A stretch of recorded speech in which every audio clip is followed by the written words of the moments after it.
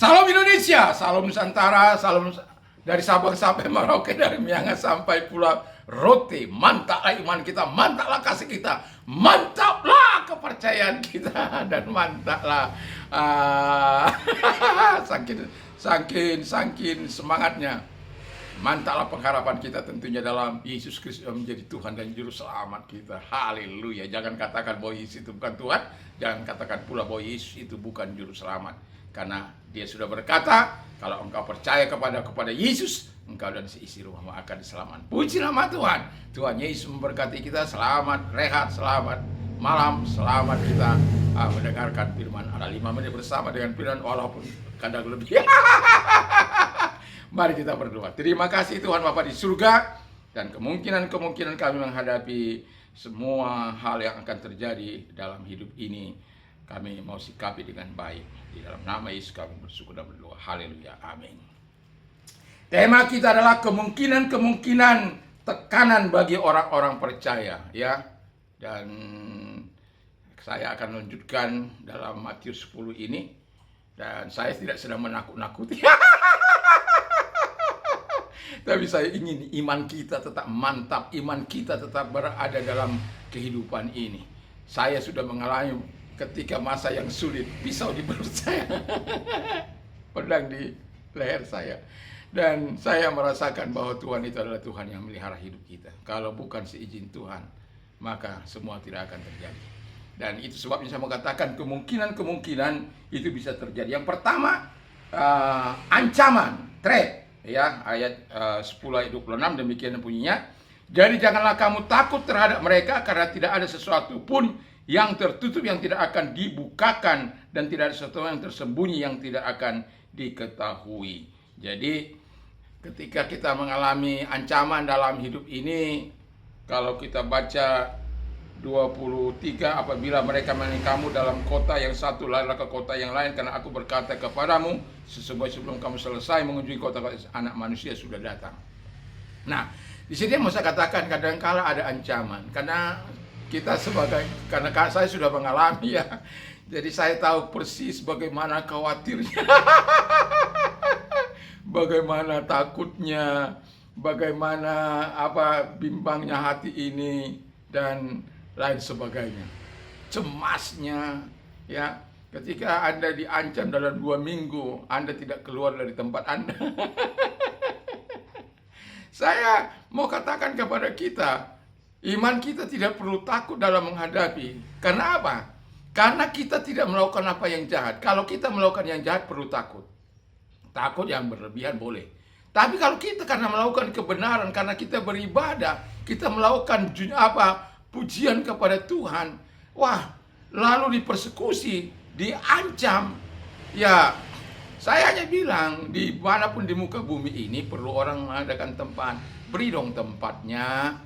Karena saya tidak keberatan gitu. Jadi yang namanya ibadah perlu tempat. Bapak-bapak juga perlu tempat ibadah. Kan bapak-bapak gak beribadah di jalan-jalan raya. Jadi memang itu. Tapi walaupun ada ancaman, kamu tidak boleh beribadah. Saya mau katakan kepada kita, saya katakan bahwa saya akan tetap beribadah.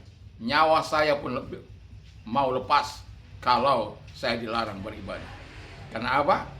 Saya tahu bahwa menyenangkan hati Tuhan jauh lebih besar daripada hal-hal yang tidak kita inginkan. Kita masa disuruh tidak beribadah?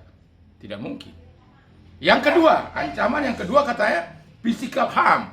Karena sudah ancaman, kadangkala ada orang mulai bertindak kasar. Ketika saya mau dijotos, ya. Karena nggak menuruti mereka. Saya hanya katakan begini, coba Anda berdiri di posisi saya, supaya Anda tahu sebenarnya jeritan hati saya, tangisan saya. Saya hanya ingin win-win solution, tidak lebih. Saya ingin win-win solution. Sebagaimana saya katakan, ibadah itu perlu tempat.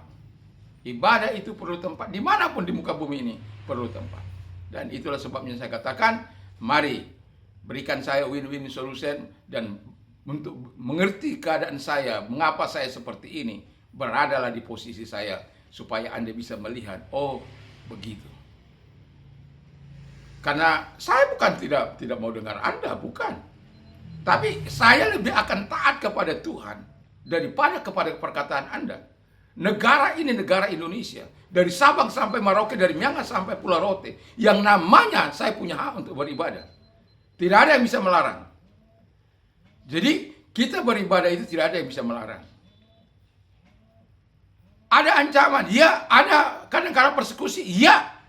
Tapi tidak perlu takut. Kemungkinan itu akan ada. Yang ketiga kata firman Allah, itu ada ayat 28. Yang ketiga adalah kadangkala olok-olok ya. Ya, saya seringkali menghadapi olok-olok kafir lah, orang kafir, makan inilah, tidak perlu saya sebutkan ya. Tapi saya senyum-senyum saja. Jangankan yang begitu, yang diolok seperti itu, yang diludah pun sudah. Tapi saya nggak pernah mempermasalahkannya ya. Jadi dalam kehidupan kita sebagai orang percaya, itulah kelebihan iman kita untuk tidak membalas yang jahat dengan yang jahat. Makanya pernah satu kali, Pak, kenapa tidak membalas, Pak? Alkitab saya mengatakan jangan membalas yang jahat dengan yang jahat, tapi kalahkan kejahatan dengan kebaikan. Itu ajaran gila, Pak. Tidak ada ajaran seperti itu.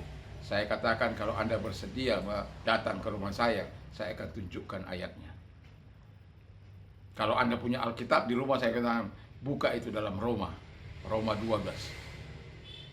Pembalasan itu milik Tuhan, bukan milik saya. Bahkan kalau musuh saya lapar, disuruh kasih makan. Kalau dia haus, suruh dikasih minum. Kalau dia nggak ada pakaian, suruh beli pakaian. Itu Yesus. Itu firman Allah. Kalau orang menganiaya kamu, doakan dia. Walaupun kau diolok-olok.